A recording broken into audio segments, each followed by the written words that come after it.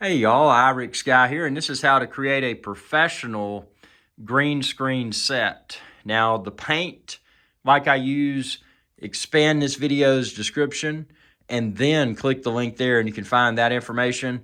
Also, all the equipment like I use, you can find it linked within this video's description. But within this video, I want to talk about how to create the perfect green screen set. So you can see I've got a huge wall here, but I've got some other equipment in here.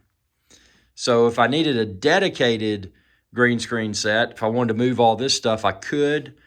But for my use case, I sit at a desk. So I'm not standing.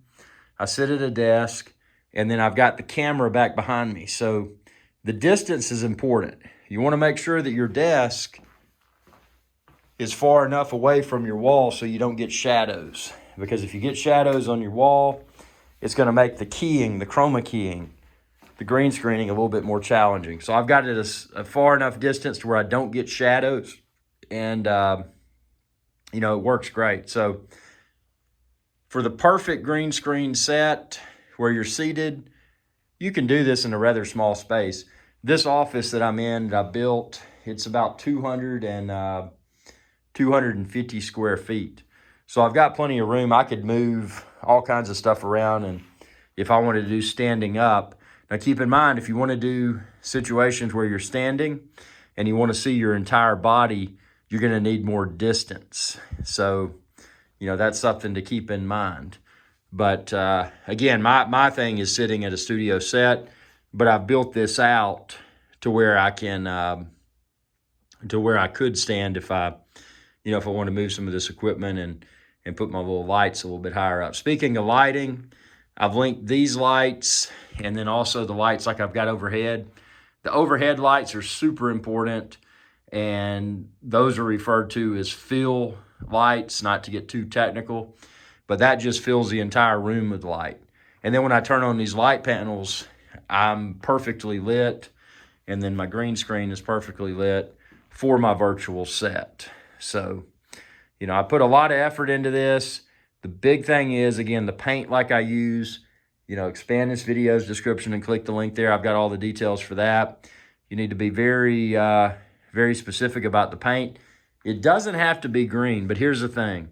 Green, and this color green especially, tends to work the best from my experience doing green screen sets. So, you can go with other colors. You can even use a blue color, but this is the color I would recommend, and this is the type of paint that I would recommend, because when I sit in front of it, my ATEM Mini Pro is able to somewhat perfectly isolate me from the green wall, which means I can put in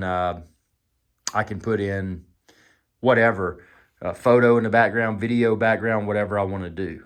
So yeah, this is how to make a green screen set. Doesn't have to be that difficult.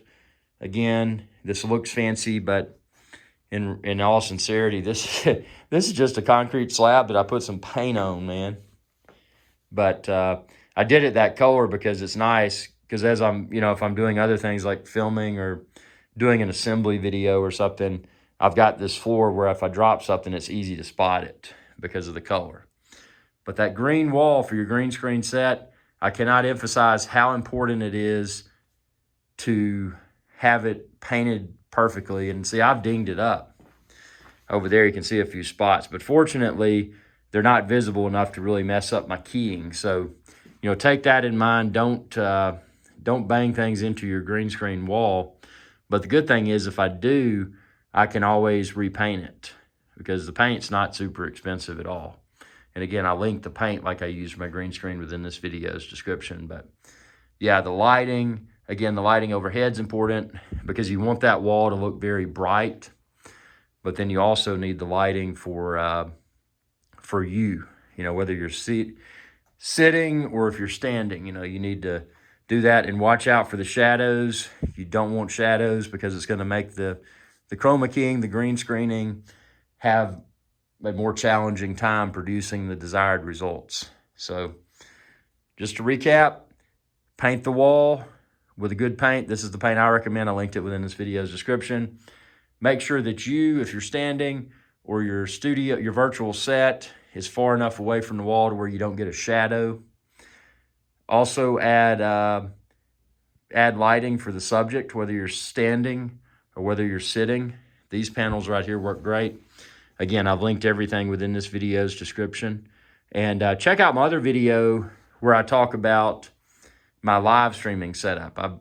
I've made that a separate video. This video, I just wanted to talk about the, how to make the perfect green screen set. And it doesn't have to be expensive. This is Our Skies Adventure Channel Studio 2.0.